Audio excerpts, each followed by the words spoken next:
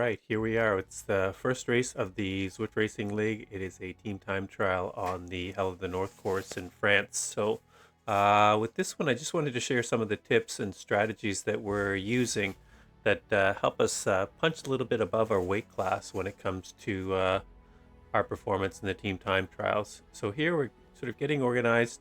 I'm following Ashley in the group, and Ashley's a little bit of a lighter rider. And we're going to see here she transitions to her first turn. She's actually starting off going downhill. So this is a bit tricky because I've got to sort of feather and monitor my power here. And when you're behind a lighter rider, it's not so easy as just looking at their watts per kilo on the right side of the leaderboard there. It's just keeping your eyes open, shifting your power up and down, trying to keep that gap consistent without overshooting or half wheeling. So here we managed to get there. She doesn't get swamped too much, and then I rotate into my turn here, going over the rollers, and then we can continue here, going through. The power's up and down a little bit because we are just going through these intestines here, which is kind of a tricky one, especially in the team time trial. And then I'm ready to pull off here.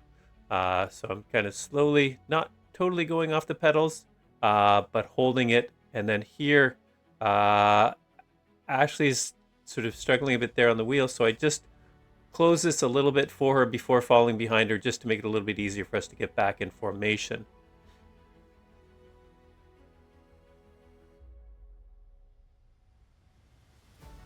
And now we're trying to keep a nice clean line here, not too bunched. Everyone in the draft, we're doing a pretty good job here, keeping it tight, even though there's some small rollers here. Occasionally we bunch up as someone rotates, but for the most part, we're doing a great job keeping that line. Everyone's following who they should follow. Doing a pretty good job.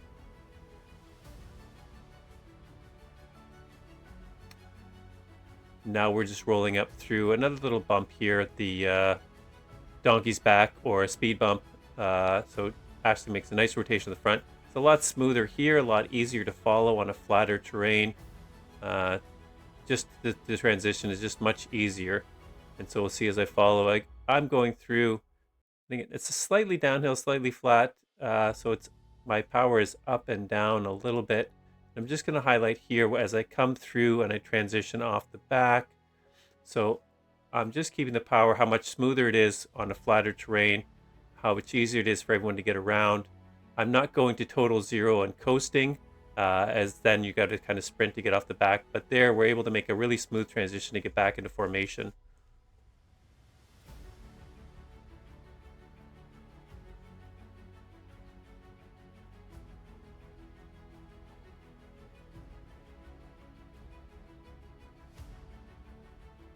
You can see here, we're still able to maintain a nice line.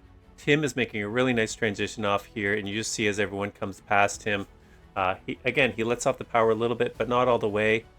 So we're really able to maintain this nice formation and not get too bunched up on that transition.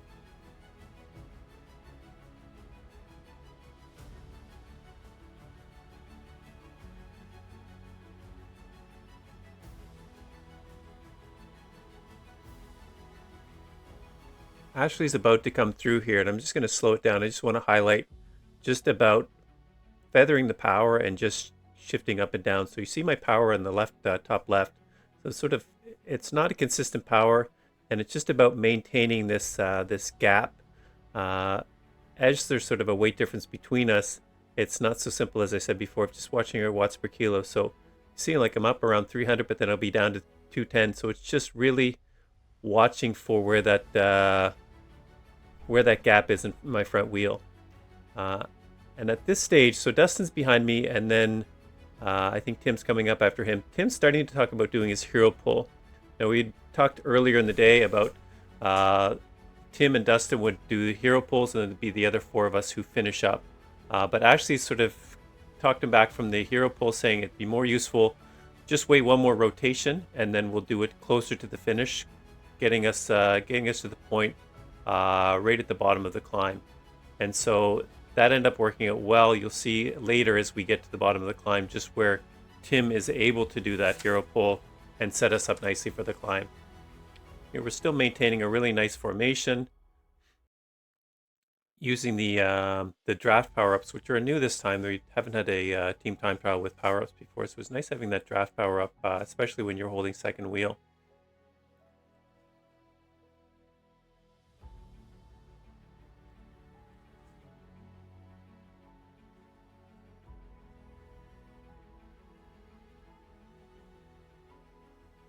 So here we go. I'm just getting set to do, would be my last pull before we hit the climb.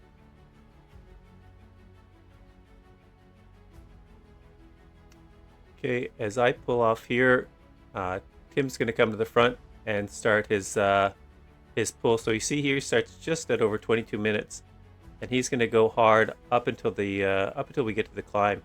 An almost 2-minute pull here, really emptying the tank, getting us set up nicely to tackle that climb.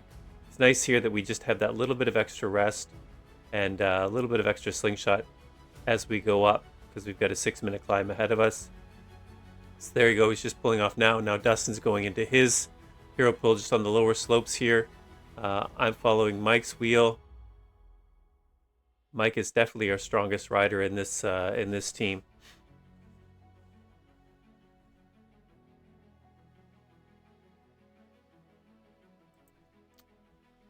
And Dustin just pulled off on a hero pull there. Mike goes up a little bit ahead. Now I notice a gap back to Ashley and Jake. So I'm kind of hanging in the middle just to keep... I've got some draft, and there's going to be some draft behind me. If I go to Mike's wheel, Ashley and Jacob are going to lose that draft. So that's why I'm hanging out in the middle here, a little bit off of his wheel.